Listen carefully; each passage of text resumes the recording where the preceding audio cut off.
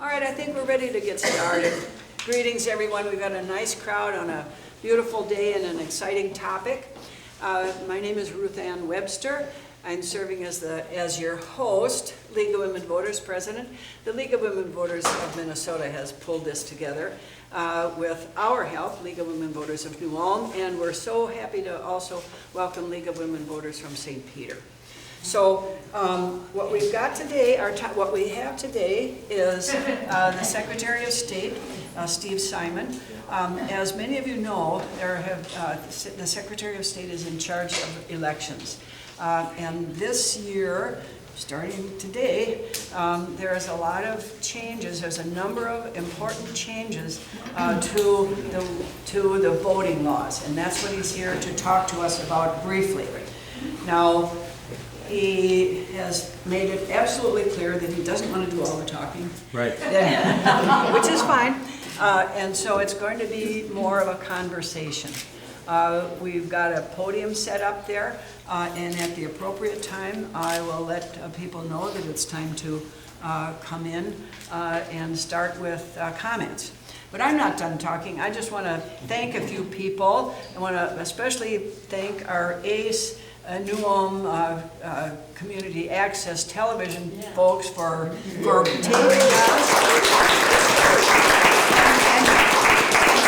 And so they'll be broadcasting and they'll be putting it on their YouTube channel. And so if you missed anything or if you have friends that missed something, you'll be able to see that. I also want to thank our local election official, the Brown County Auditor Treasurer, Kelly Hokovic, for coming. She has got a list of all the changes in the law, and she might be helping you answer some questions about that. No doubt. No doubt. And I also want to call out Sarah Warnka, our chamber exec, who we got this together pretty quickly. So she very kindly, shot out an email to her group and tried to get the word out. But all right.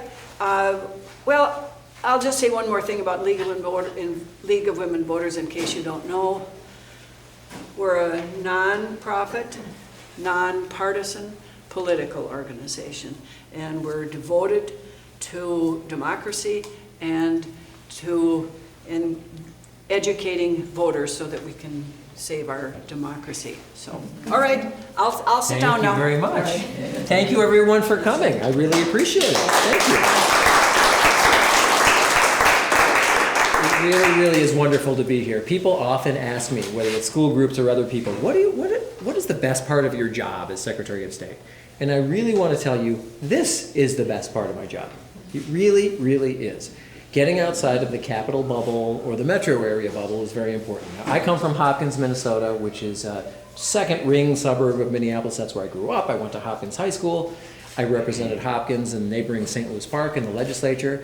But it didn't take me too long to figure out, getting into this job, that it's really harmful and bad for the office, for the occupant of this office, whether it's me or anyone else, to just stay in that bubble. You got to get out and you got to meet people and hear from people and learn from people, not just talk at people. So this is a pleasure. Being in New Ulm is a particular pleasure. I'm not just saying this because I'm here. It is one of my favorite places in Minnesota. I was just here about 4 or 5 weeks ago, and I would be remiss if the next thing I said wasn't to welcome and thank New Ulm's State Representative Paul Torkelson, who's in the back of the room. I really appreciate it. Thank you, Representative Torkelson. It is true, as you already heard, this event came together rather at the last minute. I informed Representative Torkelson at the last minute, as I always try to do with local area legislators, hey, I'm going to be in your area. There's no pressure. You don't have to come or you don't have to not come. And he very kindly, by the way, he had originally told me, which is perfectly fine, that he didn't think he was going to be able to stop by, but he did stop by. And in fact, I think he's gone out of his way to stop by. He has somewhere to be also, a parade that he's in. But I just want to thank him. Representative Torkelson isn't just the current legislator. He's someone I served with in the legislature. I was in the legislature for 10 years, and we served together, and I always appreciate the give and take with him. Obviously we don't always agree on everything. We come from different perspectives, but we always have really good conversations, and he's someone you can have that conversation with. And as you may know, he is he is the lead minority member on the House Elections Committee. So he has a lot of thoughts on probably what I'm going to talk about.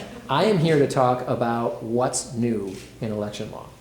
Because as you probably know, there were quite a bit of changes past this last legislative session.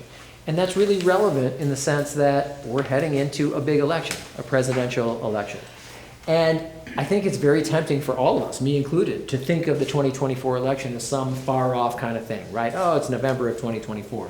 But guess what? As you may know, but may have forgotten, our presidential nominating primary is on March 5th, which is Super Tuesday. So we're going to be packed in with a lot of other states. It's going to be a big impact kind of day on Super Tuesday, first Tuesday in March. But the absentee period begins, the date that you can start voting is January 19th. That's 5.5 months away. Here we are in summer, it's not even the state fair yet, but we're 5.5 months from being able to vote for President of the United States, at least in the primary of your preferred particular political party. So this isn't something that's really, really far away. It's something that's kind of in middle distance, right? It's kind of around the corner. So I think it's relevant to talk about, and I think everyone in this room, regardless of where you sit or stand politically, we want everyone to know what the rules are. You might not like the rules, you might have been against some of the changes in the rules, and that's perfectly okay, but the rules are what they are, and as Secretary of State, my obligation is to make sure that as many people as possible know what they are. Good, bad, or otherwise, they know what the rules are, and we don't want anyone to be confused about that. And we don't want the confusion to lead to anyone, regardless of where they sit or stand politically, not being able to register or not being able to vote. So what I wanted to do before turning it over to you, I want you to really run this and ask me questions. Not just questions, give me answers. Let me know your pushback, your feedback, your constructive criticism, anything you've got, okay? But I thought what I would do would be the most helpful is to just say a little bit about what just happened this legislative session, okay? Because it was a consequential legislative session. Whether you agree with the outcome or not, it was consequential. There were some pretty big changes made. And let me zoom out for just a second and talk about why I think that's important. It's no secret, I hope, to most of you, that Minnesota is an overachiever when it comes to participation in our elections. And this is all over the state, whether it's red areas, blue areas, purple areas, any other kind of area. Minnesotans for a long, long time, have been voters with gusto. That's what we do in Minnesota. We vote. We're proud of our voting. And usually over the past several years, we've been, if not number one, we've been very top of the list. 3 out of the last 4 elections, Minnesota has been number 1 in the country in voter turnout. But even beyond that, and before that, Minnesota has been number 1 or close to number 1 for years and years and years and decades and decades. And I get asked quite a bit, why? You know, why is that? And way before my time, by the way. Way before my time in any office. This office, the last office I was in, before Representative Torkelson was in the legislature. I mean, for a long time, Minnesota, under Democratic secretaries of state, Republican secretaries of state, we've been at the top of the list. And I get asked a lot, why? Why do you think that is? Is it something in the water? Is it just good luck? Is it good fortune? Is it a coincidence? And I always say, no, I don't think it's any of those things. I think it's a couple of things. One is we've got a good voting culture in Minnesota. I don't mean that as a political thing, a party thing. I just mean people learn from the time you're in school here. Voting matters. Elections matter. It has real downstream effects. What people do or do not do once they get into office, any office, really matters to all of us. And I think that's something that really seeps through in the culture in Minnesota. We've got a great nonprofit sector in Minnesota, whether it's the League of Women Voters or the Chamber of Commerce. We've got a great for-profit sector in Minnesota with large and small companies that tell their employees and their customers, hey, be involved, be civically engaged, vote, participate, stand up, step up. That is something that's ingrained in our culture. But in addition to culture, I think you have to say that at least part of the reason why Minnesota has done so well is we have and have had good laws on the books when it comes to elections. And what I mean by good laws, and it's always in the eye of the beholder, are laws that basically say, hey, we're going to make it as reasonably accessible as we can for everyday people. You're always balancing access and security, right? You want to get that blend right. Reasonable people can have a different opinion on what the best perfect blend is, but I think we all agree on what the goal is. We want to blend. We want just the right balance, if we can get it, between access and security. Those two things. And I think over the years and decades, way before my time, Minnesota has really strived to get that access right. So now back to this legislative session. There were some changes made, and in my judgment, in my opinion, we have continued to get that blend right. And let me tell you about what some of the bigger changes are. There are many, but let me focus on a few, and then I want to open up to all of you to hear your reactions, good, bad, or otherwise, and your suggestions or your impressions or your insights on any of these issues and your questions. So let me start with one that's gotten a lot of headlines, that's many years in the making, that a lot of people worked on, and that was the decision by the legislature to restore the right to vote to people in Minnesota who have left prison behind. That is something that many people have been working on for a long, long time. And basically you can divide the turf, let's say, nationally into 4 categories. So one category, let's say over on this side of the ledger, there are actually 2 states in the country, Maine and Vermont, where you never lose your right to vote. You could be in prison serving 7 consecutive life sentences in Maine and Vermont, and you never lose the right to vote. You can vote from prison. Okay, that's one category. The second category is the one that we were in, but that we left on June 1st. And that category is, actually, no, let me do it a different way. The second category is the one that we just joined, which is the one that says, look, when you're in prison, you can't vote. So we're not Maine and Vermont. When you're in prison for a reason. You're not generally part of society, and voting is part of being in society. But the minute you get out of prison, you can vote. That's the one we just joined. The one that we formerly were in before June 1st is the category of states that says, look, you can't get your right to vote back until all of your sentence is done. The in-prison part and the so-called on-paper part, meaning supervised release, probation, in some cases parole if the case is old enough, and the like. And that's the category that we were in. And then finally, I'd say the 4th category, maybe over on this side of the ledger, is there are states where you either practically or actually never get the right to vote back. There was just an article done on the state of Tennessee, for example, how it's gotten harder to vote, where practically speaking, you have to get certain clemency from the governor and things like that. So it's very, very hard, and in many cases impossible. So those are the 4 categories, and I said we moved from one category to another, and it is a growing category. It's the category that North Dakota has already joined. Iowa is on its way to joining. Vote of the People in Florida joined a couple of years ago. States like Nebraska and Indiana and others are moving in that direction. So in so-called red areas and so-called blue areas, states are moving generally in this direction. No state that I'm aware of has gone the other way. And so that, in terms of the numbers, means about 55,000 people, conservatively speaking, in Minnesota now just got the right to vote back.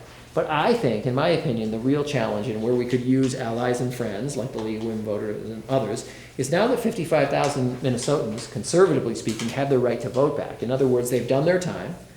They've left prison behind years and sometimes decades ago. It's not like they've necessarily freshly just come out of incarceration. Sometimes it's decades ago. They have the right to vote back. Now the challenge is letting them know that.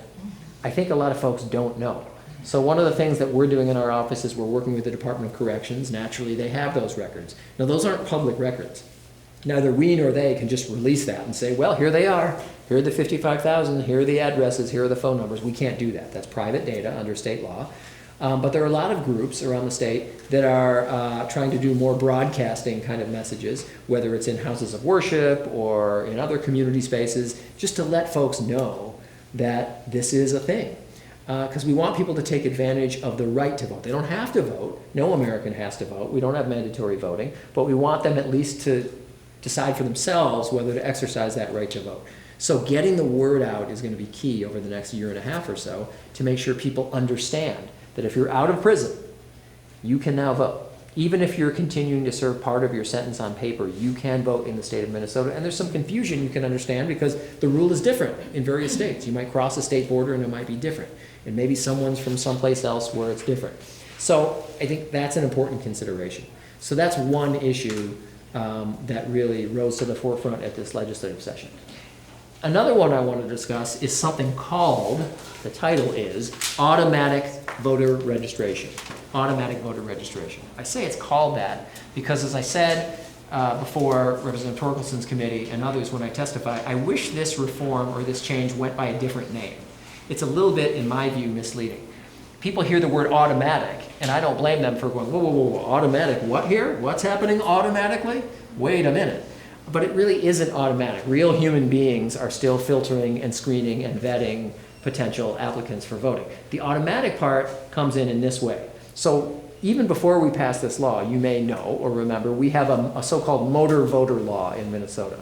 Most states do, where if you go in and get or renew a driver's license, and you may have noticed this the last time you did it, or a state ID card, when you get or renew those things, there was always a box that you could check saying, please register me to vote. And the reason for that is the same information you're providing to get or renew a driver's license is the very same information you would need to register to vote. Namely, two things. You are who you say you are, and you live where you say you live. That's it. That's really the crux. That's the centerpiece of voting. That's it. It's no more mysterious than that. And that was the old way. But the automatic part comes in where now, instead of having someone check a box, the person will be presumed to wish to register to vote. You can always undo it. You can always opt out the next day, the next week, the next month. But the automatic part isn't that anyone's really automatically registered. It's that they're automatically assumed to wish to register. You still got to be an eligible voter. You got to be a citizen of the United States. You've got to be a resident of Minnesota. You've got to be 18 years of age or older and all the rest. So I wish it went by a different name because I think people understandably jump to a different conclusion when they hear the word automatic, anything, right, these days. But I think that's going to be important in my view because there are still hundreds of thousands of Minnesotans who are eligible to vote but not registered to vote. Now in Minnesota for 50 years, it has been relatively easy to register to vote. That is true. We have same day or election day voter registration, as you may know. That was passed in 1973, 50 years ago, where even if you've never registered before or you need to change your registration because you had a name change or you moved or whatever, you can waltz in on the day of the election. You don't have, there's no cutoff. You don't have to do it 2 or 3 weeks before you can walk in. But still, despite that, we have several hundreds of thousands of people who are not registered. But there's one other advantage of automatic voter registration that isn't talked about enough, and that is security. That is accuracy. That is integrity. We are now going to get hundreds of thousands of people probably in the system to be screened and vetted and cleared and checked way before they otherwise would have been. So instead of registering, for example, on game day, on election day, they probably will have been in the system weeks, but more likely months in advance. So the real actual human beings screening and filtering them can do that work. I think it's a more secure system, a more accurate, more reliable system. It's going to make our voting rolls, in my opinion, even cleaner. So that's another advantage of automatic voter registration. But let me talk about a third thing that is sort of connected to that a little bit, and that is pre-registration for high school students. Now again, this is a little bit of a gloss on what we already have in Minnesota law. Right before this bill was even passed, we already, this was current law, had a provision in law that says if you're 17 but will be 18 by the next election, you can sign up. That was the law already. All this does is say if you're 17 and 16, regardless of whether you'll be 18 by the next election, you can sign up. Meaning it's not actually registering. You can't do that till you're 18. But it means you can fill out a form online or on paper if you're 16 or 17. Make sure someone can do all the filtering and screening. Are you who you say you are? Do you live where you say you live? And then if everything checks out, then boom, on their 18th birthday, they will be registered to vote. And they don't have to do anything more. And the advantage here, there are a few advantages in my view. One is it gets young people thinking about themselves as voters even before they actually are voters. And we know that that can have a real big effect. That if someone thinks about themselves as a voter before they actually are, they're a lot more likely to vote that first time that they're eligible at 18, 19, 20, or whatever. And we then know that if someone registers or actually votes that first time they're eligible, they're much more likely to make it a lifelong habit. And on this particular issue of pre-registration, this isn't just happy talk or theory or speculation. There are studies out there in states like Florida and Hawaii, so red states, blue states, that show you can actually make a connection. There is an uptick in turnout, a small one, among younger people in states with pre-registration. So I think it's an encouraging thing. It's also, if I may say, an extra reason or excuse for the League of Women Voters to do the great work that you do in high schools across Minnesota. Now you have an extra reason to go, and it's not just about registering people. You can actually get into high schools and pre-register people to vote because that's now the law in the state of Minnesota. So that's another thing that I wanted to highlight. There are other things as well that I just wanted to talk about briefly before I turn it over to you. And one of the things that we did, is a little bittersweet, is we provided some extra protections for the people who run elections. Now, I just want to say at the outset, this is a really isolated problem in Minnesota. I don't want to convey the impression that our polling places or our election offices are war zones or anything like that. Far from it. But we have had some incidents. It's not just some national thing that we're bootstrapping on. We've had some isolated incidents in Minnesota where there's been some threats or harassment or intimidation directed in the direction of people who run elections. Mostly the elections administrators, the people who do it full-time and year-round, not so much election judges, people in the polling place. And we thought it was a good, safe bet to do what a number of other states have done, which is just add some extra protections and penalties for people who engage in that kind of conduct for elections administrators. Now, let me just say, right off the bat, this has nothing to do, nor should it infringe at all on the First Amendment of our Constitution. It's first for a reason. I think free speech is a cornerstone of American life and culture, and this is not aimed at anyone's opinion.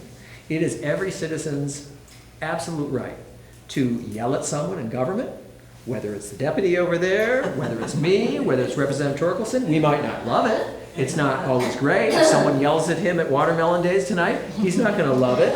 But he would be the first person in the room, Representative Torkelson would be, to say, hey, look, tough breaks for me. I'm a public official. It's everyone's, it's not great, I don't love it when it happens, but it's their right to tell me I'm terrible, or they hated my vote, or they don't like the way we have elections in Minnesota, or law enforcement is awful, or whatever. That's our First Amendment.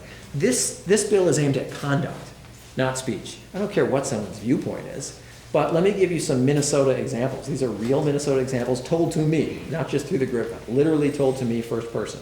One was the head of an elections office in a county I won't name, not this one though, who said that a member of her staff was followed to her car in the parking lot after hours by someone who was very upset about an elections-related issue. Another head of elections in a different county told me the story about how she herself was called repeatedly at home on her home phone over the weekend by someone who was very upset about an elections-related issue. And finally, there was someone in yet a third county, head of elections, who herself was physically accosted at the counter in the county courthouse. We would all agree that that's out of bounds. So it's not about speech, it's not about a viewpoint. I don't care what someone's viewpoint is. I don't care whether you're accosting someone because you don't like a TV show. The point is, it's about conduct. It's not about speech. If anyone wants to say elections are terrible or they're corrupt or whatever, every American has the right to say that. I might not agree and you might not agree, but they have the right to do that. But I want to make clear this is about conduct that goes outside a certain line, not about any particular viewpoint or about any particular speech. But we just thought it was important that the people who run elections not be subject to that kind of harassment or those kinds of threats or that kind of intimidation. So that's another thing I just wanted to highlight. There are other changes as well, but those are some of the ones that I just wanted to sort of tee off and start with.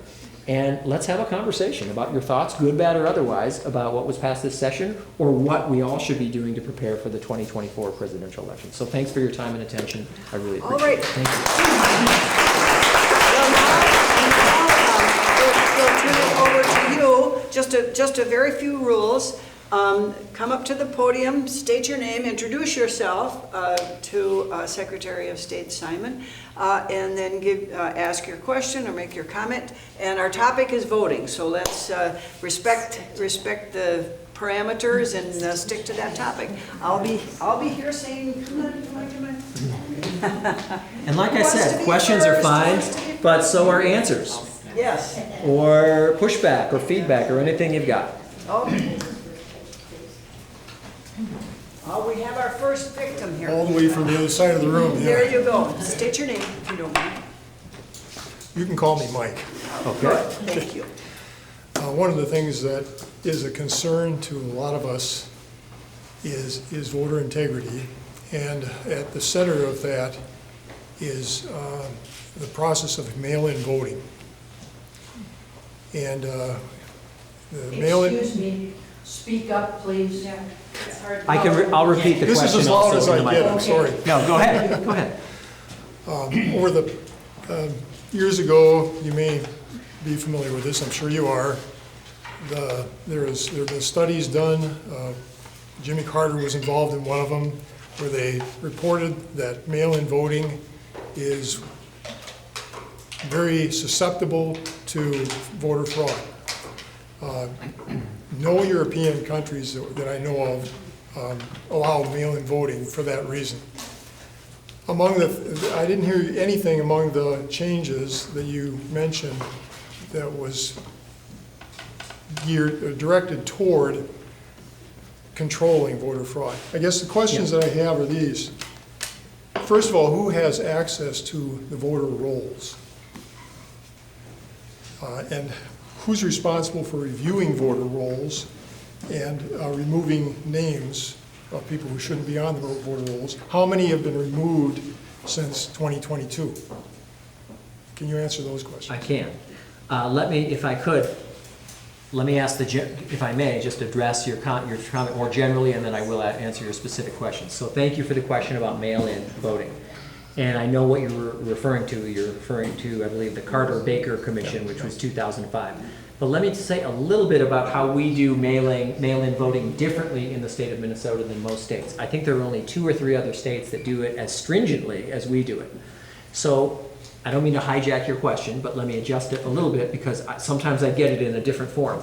And it's a totally legitimate question. People will ask me all the time, they'll say, okay, so County X, Brown County, or City X, whatever, City of New Ulm, whoever it is, county or city doing the ballots, and it varies in Minnesota. Let's say they send out all their mail ballots on a Wednesday. What's to prevent some clever mailbox thief from hanging around the neighborhoods on Thursday, Friday, Saturday, or Monday and swiping 1 or 10 or 100 or 1,000?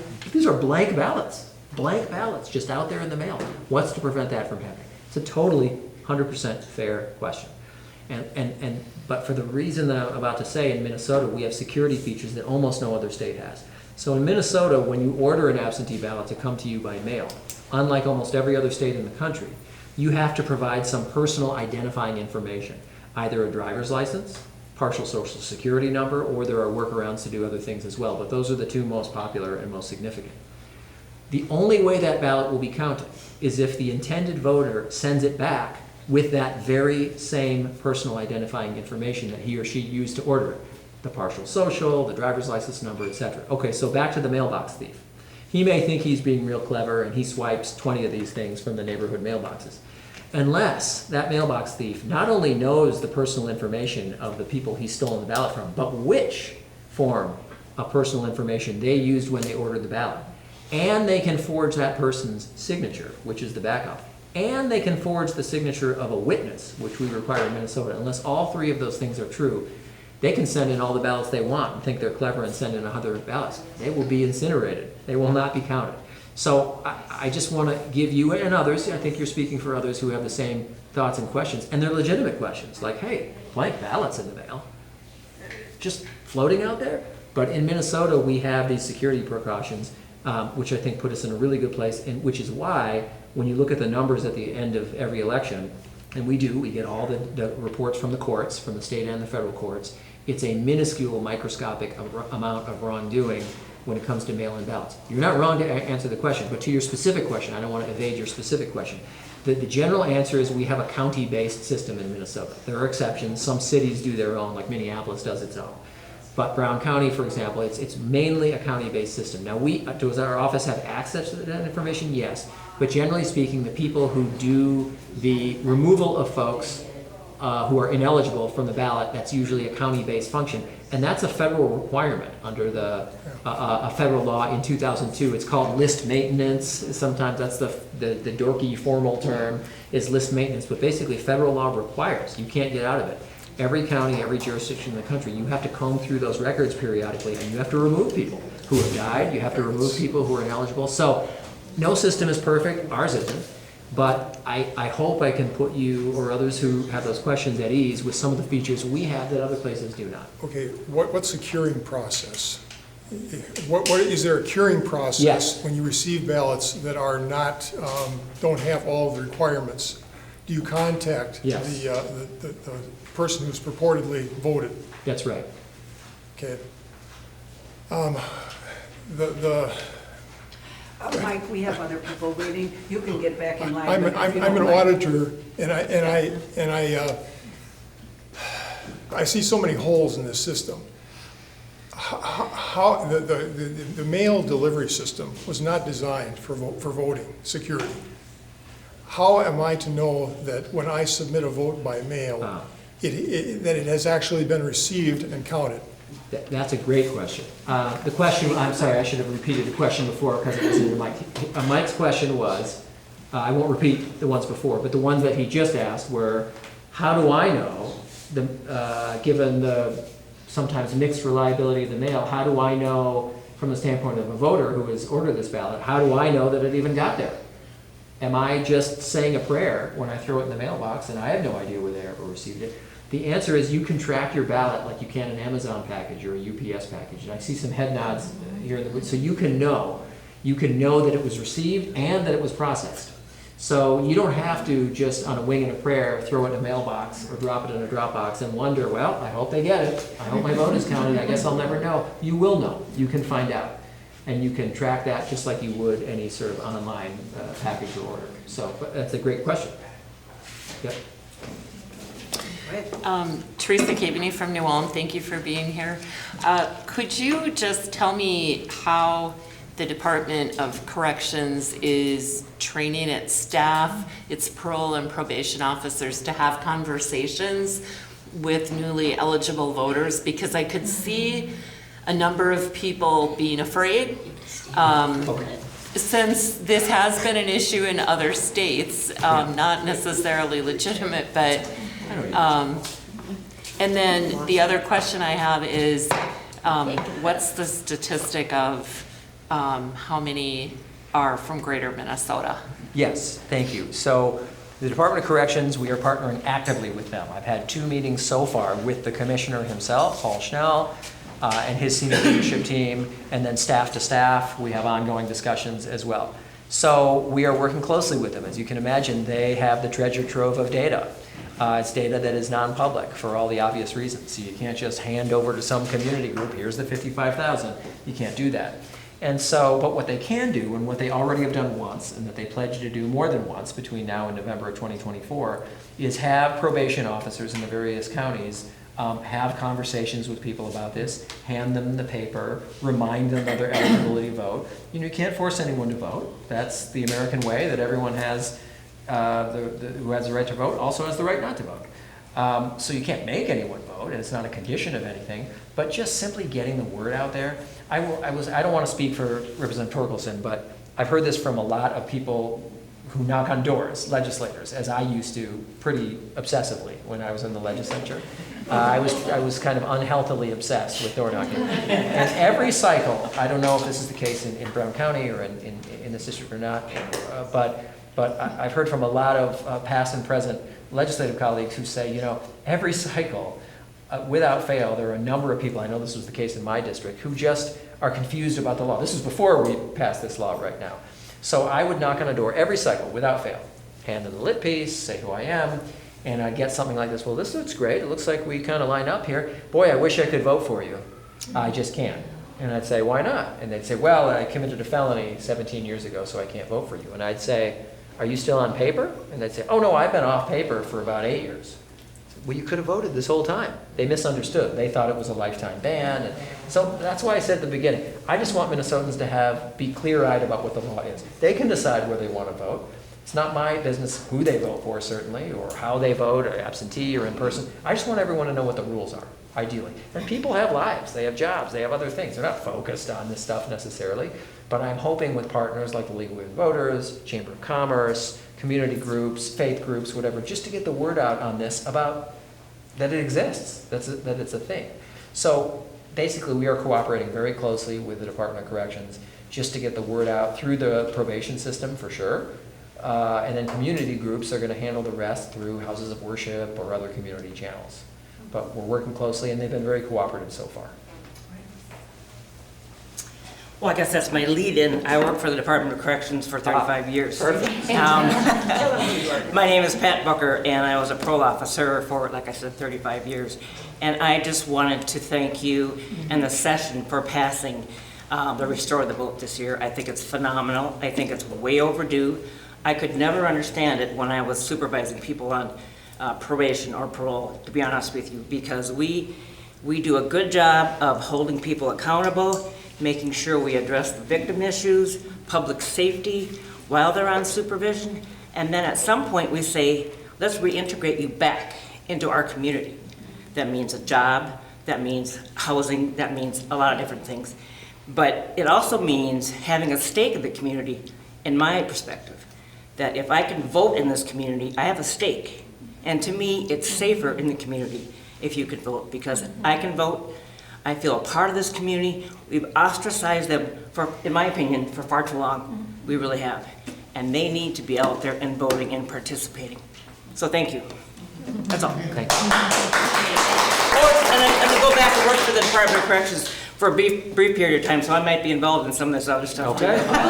Good timing on my part. You know a lot about it. Yes. I'm back. Mike. Just one thing I wasn't quite clear on. So you say that the voter rolls are maintained on a county basis. Is there a statewide database for voter registrations? Oh, yes, yes.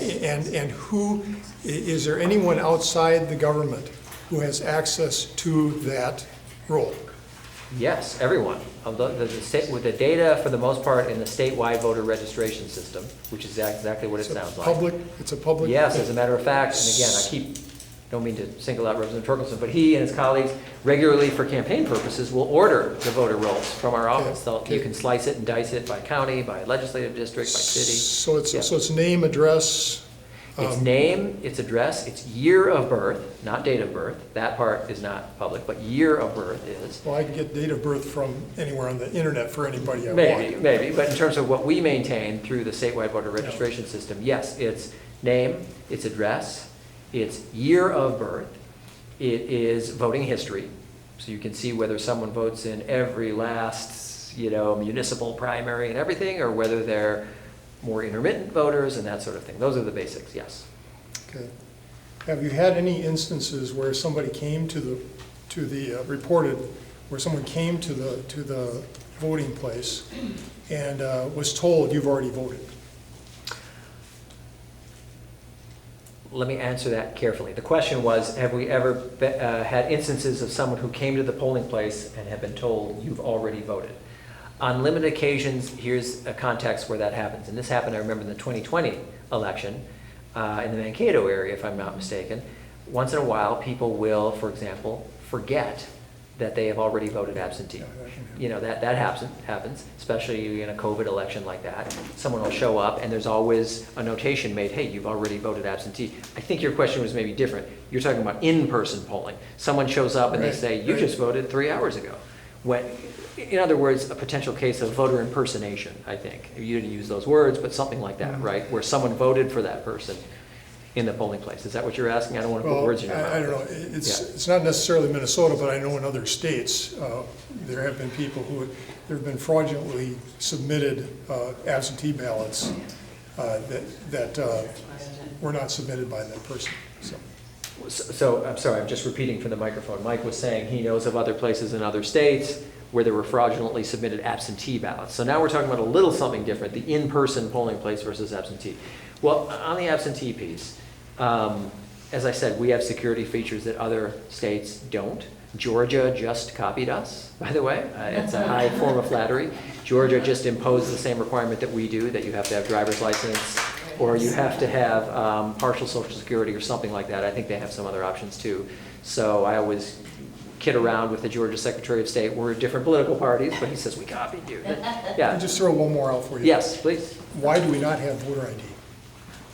Fair question. The question was, why do we not have voter ID? It's a complicated question. Different people might have a different answer. Here's my answer. So if you want to know the practical reason, I mean, as you remember, it was put to a statewide vote on a proposed amendment to the Constitution in 2012. That's already a few years ago. But there, Minnesotans said that they didn't want that. We do have, though, remember, as I said earlier, when you register to vote, you do have to show you are who you say you are, and you live where you say you live. Now, our law is generous and forgiving in terms of the ways that you can show that. The vast majority of people use a driver's license or state ID. There's no question about it. But if you don't have either of those things, our state allows you to piece together those two questions. Are you who you say you are? Do you live where you say you live? Using other things. It can be utility payment. It can be some sort of other non-governmental photo ID. It could be an expired ID. It could even be, in limited instances, a neighbor who vouches for you in terms of where you live. That's personal to me. My father, in the 1998 election in Minnesota, my parents had just moved from the house that I grew up in to a condo, and they moved in October. And they didn't even have a utility statement as of that point. So my dad could not have voted in the 1998 election unless a neighbor had vouched for him. They can vouch for the live where you live part. Not the you are who you say you are, but does this guy live at that place? Yes, I swear under penalty of perjury, I'm a neighbor. It's called vouching. So we have that. So there's no pat answer I can give you other than this combination has worked well in Minnesota. And I would say, you know, we get all the law enforcement data, we get all the court data. And although it's still coming in for the 2022 election, we'll have more final numbers, I think, towards the end of this year. For the 2020 election, I can tell you, we had 3.3 million voters. We were number one in the country. We were just shy of 80% of eligible voters, 3.3 million. And the number of confirmed cases of wrongdoing, even attempt crimes, meaning the crime is the attempted thing, not the thing. They didn't even get to the thing itself. They just attempted to do that thing. Everything together, attempt crimes, actual crimes, was, I believe, 17. Now, that's 17 too many. We all want it to be 0, of course we do. But, you know, if you zoom out and put it in perspective, that's pretty good. 17 out of 3.3 million, that's pretty microscopic. And so I'm satisfied that we in Minnesota have achieved the right balance of access versus security. I got a question. My name is Lourdes Menjivar, and I work for Copal in the Mankato office. And the last legislation session, so we passed as Minnesota license for all. Yes. How this law affects boarding, because we have a lot of concerns in the community about this law. Yes.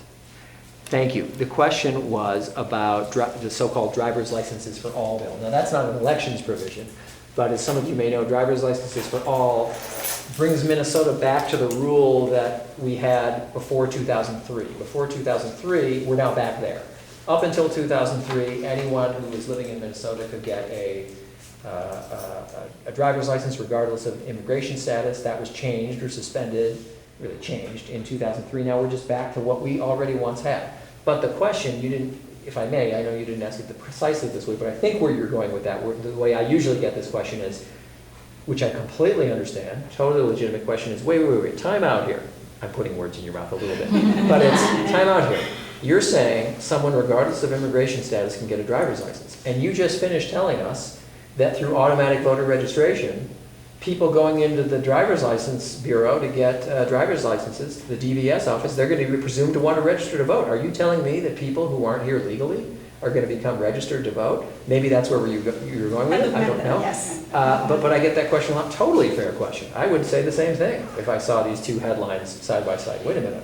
Driver's license for all, and now automatic voter registration. It's a good question. The answer to the question is, first and foremost, the Department of Public Safety has a long, decades-long experience of figuring out how to make sure that there are people on the road with driver's licenses who are not eligible to vote, and creating that wall.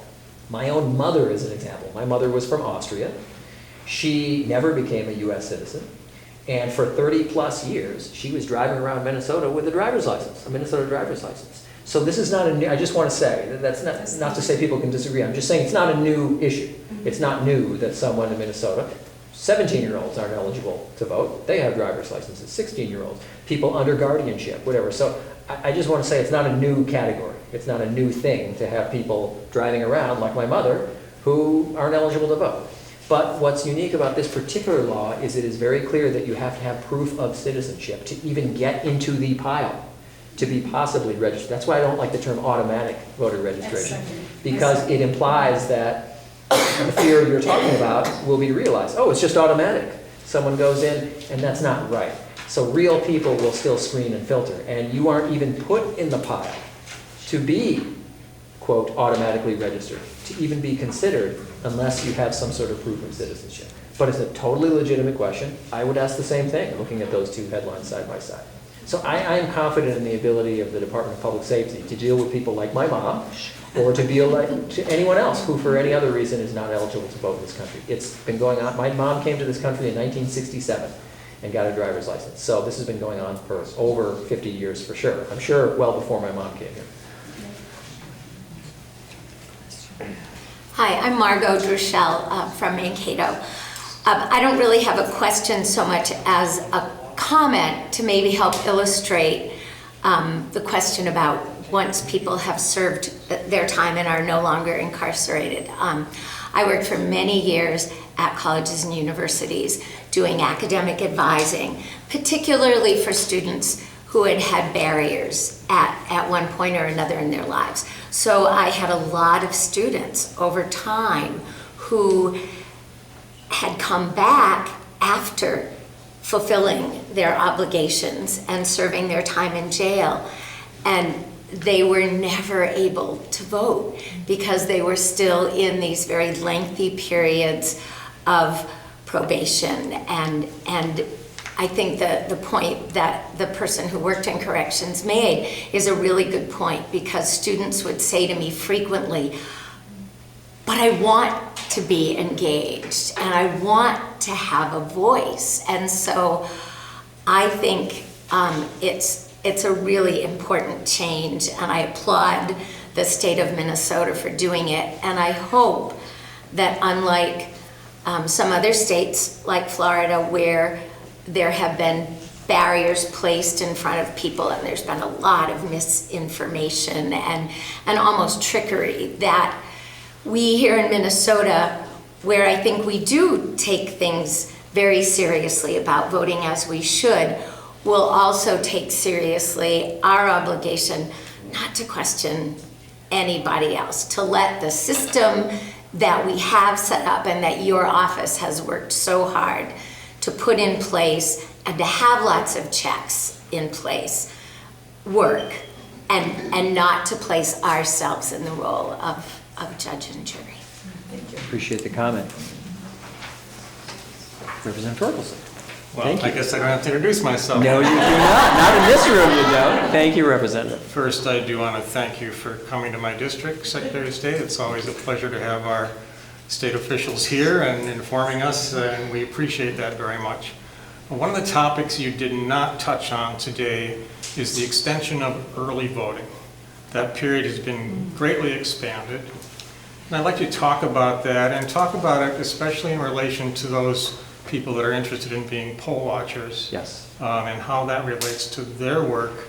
And also, in addition to that, the extra costs that are involved for the local jurisdiction in order to operate early voting for that extended period of time. Yes, fair question. And I'll just repeat for the microphone what Representative Torkelson said, I hope faithfully. He said one of the topics I have not yet discussed has to do with expanded early voting. That's been expanded significantly, and he wanted me to also touch in particular on some of the challenges in implementing that, costs and people hours and things of that nature. I will try to do that. So, a couple of overlapping concepts. We have absentee voting, which means you have to fill out an application. Even if you go in person to a county courthouse or a city hall, you still have to fill out two pieces of paper. First, an application to vote 30 seconds later absentee, and then the actual ballot. What the legislature did this session was expand, as Representative Torkel said, what is more like true early voting. It isn't absentee voting. You don't have to do that interim step of filling out the piece of paper. But what it does require, he's quite right, is it requires folks in Brown County and everywhere else that runs elections to do more in the way of hours, including on the weekend, the 2 weekends before the election, some more weekend hours and some more evening hours, especially in close proximity to the election, to allow people to have that choice among others. So you can vote early, you can vote absentee, and most people, or more and more people, are choosing to vote absentee by ordering the ballot to come to them at home, or you can vote on game day, on election day, of course, in the polling place. There's no question, Representative Torkelson is correct. There will be some more costs. There will be some more responsibilities expected of counties. That was heavily negotiated language. I won't bore you to tears on the backroom negotiations. I'm sure Representative Torkelson knows a lot about them with counties and cities and competing proposals and counter proposals of how much and how many hours and how many weekends. But he is correct to say that that has been expanded. And I think the thinking there was to just give people some more options to vote. I think one of the things that Minnesotans have shown, particularly recently, is they want some more options. You know, the COVID election of 2020, while admittedly an extreme example, it's not likely to recur. We hope it doesn't recur in that same form. So an admittedly extreme example. But that was an election, keep in mind, where 58% of Minnesotans did not vote on election day. 58% of the people who voted in that election voted before election day, either in person or, more likely, by having the ballot sent to them. Now that was because of COVID, obviously. The numbers came back down to earth in 2022 and we're about a quarter, about 26% who vote that way. But still, over time, I think what more and more Minnesotans, and that doesn't count, by the way, and there may be some people in this room, some of you may live in townships or small cities that have chosen, it's their choice, not ours, not a county's. Townships and small cities of 400 or fewer have the option under Minnesota law since the 80s. They've had this option to choose on their own, if they wish, to go to mail-only balloting, meaning there are no polling places in a particular township or particular small city. They just automatically, everyone who's registered automatically gets a ballot. I mean, my point is, I think what Minnesotans are saying increasingly, not universally, but increasingly is, hey, we want options. We don't necessarily want to vote on a given day during given hours at a given place on that Tuesday. We want some other options. And I think this bill was an attempt to provide some more options. But Representative Torkelson is absolutely right. You know, you have a benefit, you have a cost. And there will be some additional responsibilities imposed on counties. That is true. Poll watchers. All right, poll watchers. Oh, yes, I'm sorry. And Representative Torkelson also asked about poll watchers as well.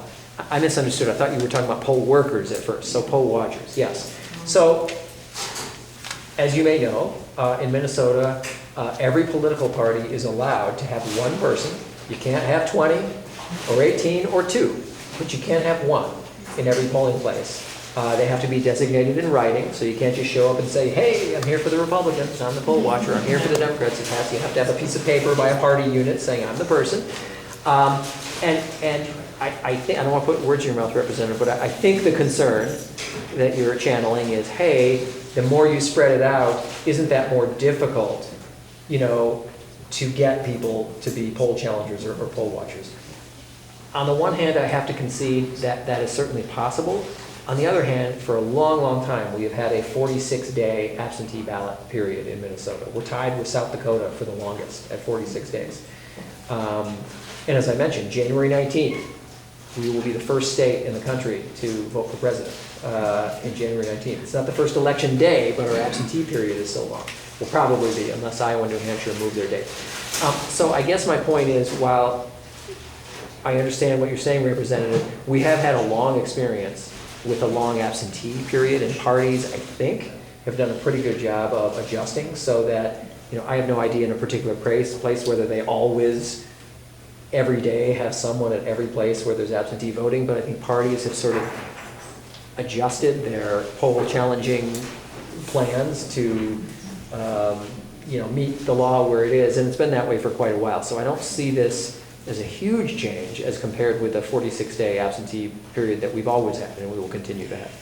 I've been informed we have time for one more question, maybe Or two. comment. Or comment. Yes. I'll make it very quick. I'm Kelly Hodovic. I'm the Auditor Treasurer for Brown County.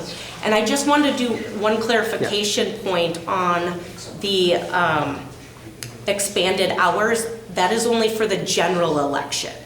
That's right. So just Thank you. for educational purposes. Thank you. And then I do want to thank, you know, the legislation and also the Secretary of State for helping trying to get some voter funds. The voter funds that were approved, it was 1.25 million, and voter stands for Voting Operations Technology and Election Resources Account. And Brown County's allocation was just over $7,000. So while it's not going to get us very far because, you know, in order to make sure elections are secure and working towards transparency. You know, the funds fall short, but I have heard that we're going to work on continuing to grow that account, and I do want to thank you for your time here and for those funds and for informing, especially the League of Women Voters. We're all partners in helping educate people, and I appreciate everyone's time. Thank you. And by the way, how about a round of applause for the unsung heroes of our election system, the county election system.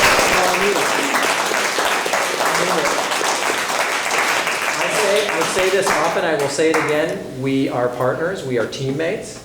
It doesn't mean we agree on every last thing all the time, but we got to have each other's backs. That's it. And so we want to have Brown County's back, and we want to be partners because we all have a role to play. As some of you know, and I hope the audience comes to know, you know, we in our office, for example, we don't count votes. A lot of people misunderstand that. They think that our office counts votes. We never touch ballots, ever. That all happens at the local level. So that happens in Brown County. That happens in cities. That happens in townships. They're the ones who handle the votes. They're the ones who hire and train and pay the election judges. We do other things, but we don't do that. So it's a system where we all have a role to play. It is a team sport. I'm using a lot of analogies here, but they're good analogies because they really are how our election system works. So thank you for that. I look forward to the partnership as we go into 2024. Yes, sir. Hello. My name is Jason Seidel. I'm actually the Brown County Sheriff. So thank you for coming and thank you everybody for showing up. Question, sorry I was late. I had some stuff I had to deal with work, but my question to you is, or maybe more also for the legislators as well. In this last legislative session with Minnesota State Statute 243B.205, where now felons, when they're leaving a jail, a correctional facility or a state facility, or they're going off probation, the sheriff's office, we have to notify the individual when they leave the jail that they are a felon. We're going to do it for everybody, that they how to register to vote and all that. Also, as far as Department of Corrections, are going to have to do the same thing, and then also probation and parole officers. So I'm asking the state of Minnesota, you know, we're leaders in voting. Why don't we do the exact same thing for people when they're in high school? I mean, we're doing that for people who are felons, who have committed a felony. Why are we not trying to get everybody right before the election? If you're a senior before that, you're putting this on sheriff's offices and also Department of Corrections. This should be out there for everybody because Minnesota is a very high leader as far as the voting turnout, and this is one more way to get not just felons who are now out of the facility, but also getting, you know, people who also, you're getting a much larger group as far as students, and this will be for the rest of their lives. So before you whether right before the election, or also maybe also right before they graduate. So that's my question to you, or you know, maybe work with the lawmakers in getting that done, because I understand, you know, they want to do that for felons, but let's just get every Minnesota person out there to vote. Well, first of all, Sheriff, thank you for coming. I'm sure he has just a few things on his agenda, just a couple things. So thank you for taking the time and for your attention. League of Women Voters members, I thought I just heard a challenge there. Which is now especially, I don't know if you were here when I talked about it, Sheriff, but we have this new pre-registration law for 16 and 17-year-olds. It really is the perfect opportunity for groups like the League of Women Voters to be in schools, letting kids know of this new opportunity to get in the system and get into voting. And as I said before, there are studies out there that show, this isn't just happy talk and theory, that if young kids think of themselves as voters before they are, they're more likely to vote that first time when they're 18, 19, 20. And if they do that, if you get them to vote in that first election when they're 18, 19, 20, 21, they're much more likely to make it a lifelong habit. So I just thought I heard a challenge issue to community groups of all kinds, to the League of Women Voters, seriously, to others, to tell high school students, to make sure once they graduate, hey, do you know you can register to vote? Do you know you can pre-register to vote? You can get in line and fill out a form so that, boom, on your 18th birthday, you're in the system. I think that's a heck of a good idea. So thank you, Sheriff. Thank you for your time. Thank you everybody for having me. Thanks, Sheriff. And thanks for the challenge. Thank you. All right, our time is up. It's been a wonderful time. Thank everybody who came, and especially thank the Secretary of State and everybody who works with elections. Thank you. Thank you very much.